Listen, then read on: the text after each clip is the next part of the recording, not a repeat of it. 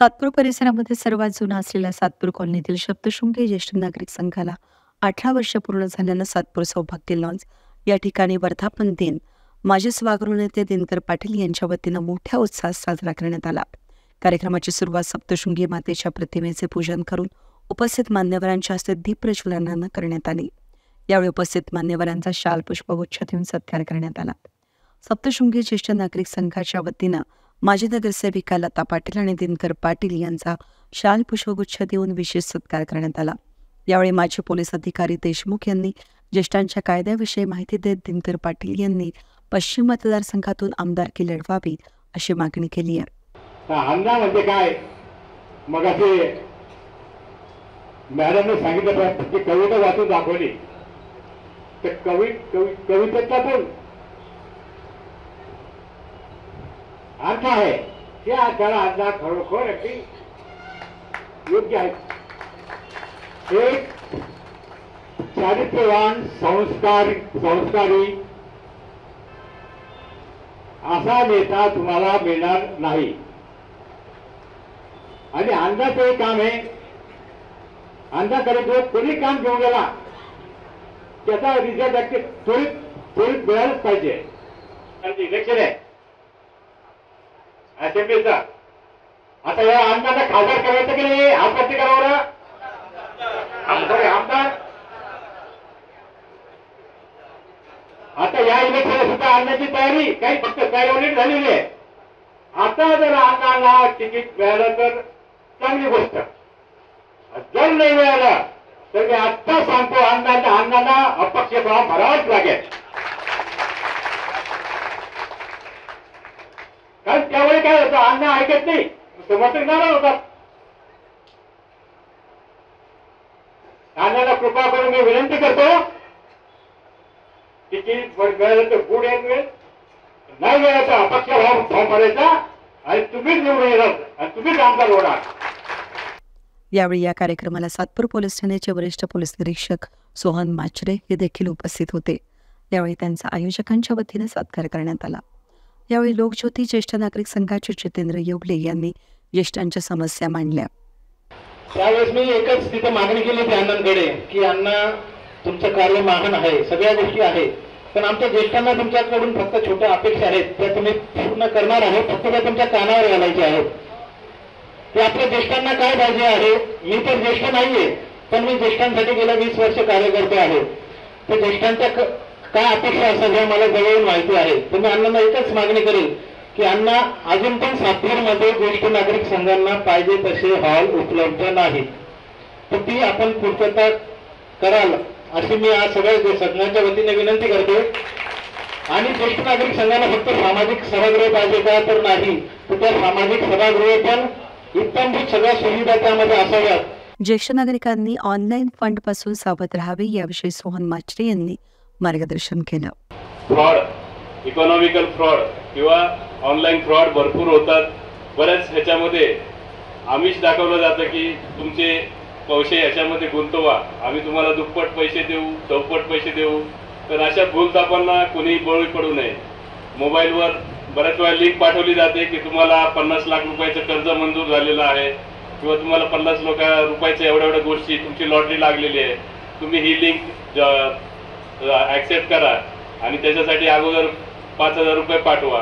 आपण 5,000 रुपये पाठवले की आपला संपूर्ण डाटा त्यांच्याकडे केवायसी वगैरे सगळं निघून जातं आणि आपल्या अकाउंट मधले पैसे जे असतील ते कधी काढून घेतात आपल्यालाच कळत नाही।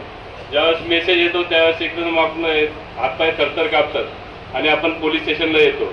त्यामुळे सर्व ज्येष्ठ नागरिक जे निवृत्त झालेले असतील त्यांची काही पुंजी जमा असेल आपल्या बँकेमध्ये तर ते कुणीही या भूलथापांना बळी पडू नका, कारण सध्या online fraud, economical fraud, cyber fraud खूप मोठ्या प्रमाणावर बोकाळलेले आहेत। यांच्यावर नियंत्रण ठेवण्यासाठी आपण कुठल्याही भूलथापांना बळी पडायचं नाही, कुठल्याही याला आपली लिंक वगैरे द्यायची नाही किंवा अकाउंट नंबर वगैरे सांगायचा नाही। बँक कधीच आपल्याला तुमचा अकाउंट नंबर ब्लॉक झालेला आहे तो खोलायचा आहे किंवा आपला जो एटीएमचा पिन नंबर असतो तो कधीच बँक मागत नाही। त्यामुळे आणि आपण तर ज्येष्ठ नागरिक असल्यामुळे पेन्शनसाठी आपल्या अकाउंट म्हणजे बँकच्या मूळ अकाउंट मध्ये गेल्याशिवाय आपल्याला पेन्शन मिळत नाही। बऱ्याच वेळा आपल्याला दरवर्षी आपण हयात असलेलं सर्टिफिकेट सुद्धा बँकेत द्यावं लागतं. त्यावेळेस सुद्धा बँक सांगते की बाबा जर तुम्हाला काही समस्या असतील तर तुम्ही डायरेक्ट आमच्या बँकच्या अकाउंटवर फोन करा. तुम्हाला वेगवेगळे फोन येतील ते ऍक्सेप्ट करू नका. यावेळी माजी स्थायी सभापती सलीम मामा शेख यांनी सप्तशृंगी ज्येष्ठ नागरिक संघाच्या वर्धापन दिनाला शुभेच्छा दिल्या. साजरा करता आपण ज्येष्ठ नागरिक संघाचा वर्धापन दिन, पण अण्णा मला वाटतं हा 18वा वर्धापन दिन हा आगळा वेगळा आहे. नाहीतर अण्णा ज्यावेळेस आपण पिंपळगाव भवल्याला जे लॉन्च मध्ये वर्धापन दिन साजरा केला होता ते एक राजकीय व्यासपीठ वाटत होतं. पण आज मला ज्येष्ठ नागरिक हुशार आहे, चाणाक्ष आहे. मला वाटतं आज 18व्या वर्धापन दिनानिमित्त हे मला वाटतं मी जरी वेगळ्या पक्षाचा, मी आहे एका पक्षाचा प्रतिनिधी, अण्णा वेगळ्या पक्षाचे प्रतिनिधी, पण आम्ही सतत ज्येष्ठ नागरिकांसोबत असतो म्हणून हा राजकीय कार्यक्रम नाही अण्णा. आणि अण्णा मला तर मी सर्व माहिती घेत असतो. ज्येष्ठ नागरिक तुमच्याकडे येता, कार्यक्रमाला कोणी आलं पाहिजे, कोणी नाही आलं पाहिजे, तुमचं मार्गदर्शन घेता. पण अण्णा ज्येष्ठ नागरिक हुशार आहे. त्यांना माहिती आहे कार्यक्रमाला कोणाला बोलवायचं आणि कोणाला नाही बोलवायचं. ते फक्त ऐकून घेता. मी परत आपला जास्त वेळ घेणार नाही. परत आपल्या या ज्येष्ठ नागरिक संघाच्या 18व्या वर्धापन दिनानिमित्त आपल्याला खूप खूप शुभेच्छा देतो. आपलं आयुष्य असंच मंगलमय राहो अशी ईश्वरचरणी प्रार्थना करतो. या कार्यक्रमाप्रसंगी 75 वर्ष पूर्ण झालेल्या ज्येष्ठ नागरिकांचा उपस्थित मान्यवरांच्या हस्ते शाल पुष्पगुच्छ देऊन सत्कार करण्यात आला.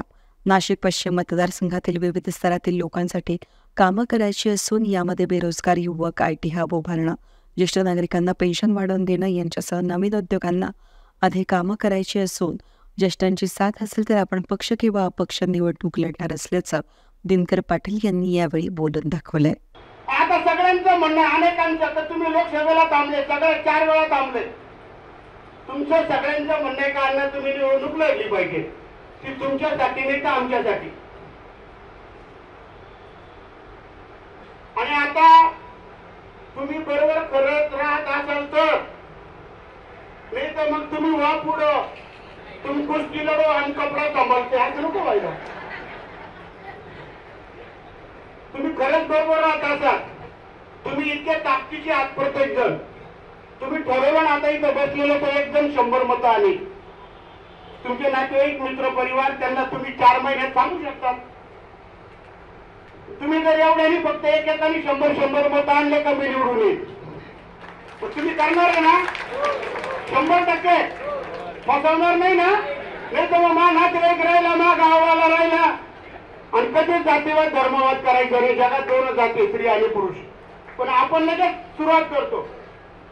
मी विदर्भाचा आहे, मी मराठवाड्याचा आहे, मी खानदेशचा आहे, मी पश्चिम महाराष्ट्राचा आहे, मी उत्तर महाराष्ट्राचा आहे. असं करू नका. तुम्ही तर लगेच सुरू होईल आणि मग लगेच हा या गावचा आहे, तो त्या गावचा आहे, असं झालं नाही पाहिजे. पण त्यावेळेस काम करणारा माणूस कोण आहे त्याच्याबरोबर राहिलं पाहिजे. तुम्ही राहत असाल तर मी निवडणूक 100% लढवत. मग तिकीट मिळो ना मिळो, जर पक्षाला वाटलं हेमंत गोडसे सारखं होऊ नये तर मला उमेदवारी द्यावी. मी आता निवडणूक तुमच्या सगळ्यांच्या आग्रहास्तव, सगळ्यांच्या माध्यमातून तिकीट दिलं तरी लढवणार, नाही दिलं तरी लढवणार. जय हिंद, जय महाराष्ट्र, जय श्रीराम. आता परत एकदा खरंच सांगा, याला फोटो घ्या होता तुमचा, तुम्ही माझ्याबरोबर राहणार आहे ना, असा हात वर करा, तो फोटो घे. लता पॅटर्न केलं ना. या कार्यक्रमाप्रसंगी माजी स्थायी समिती सभापती सलीम मामा शेख, लता पाटील, नंदू जाधव, गोकुळ निकळ, सातपूर पोलीस ठाण्याचे वरिष्ठ पोलीस निरीक्षक सोहन माचरे, रवींद्र तिवरे, सप्तशृंगी ज्येष्ठ नागरिक संघाचे अध्यक्ष किसन खताळे, रंगनाथ आंधळे, हिरा सोनवणे, प्रकाश महाजन, सातपूर परिसरातील ज्येष्ठ नागरिक मोठ्या संख्येनं कार्यक्रमासाठी उपस्थित होते. वेद न्यूजसाठी प्रतिनिधी कमलाकर तिवरे, सातपूर.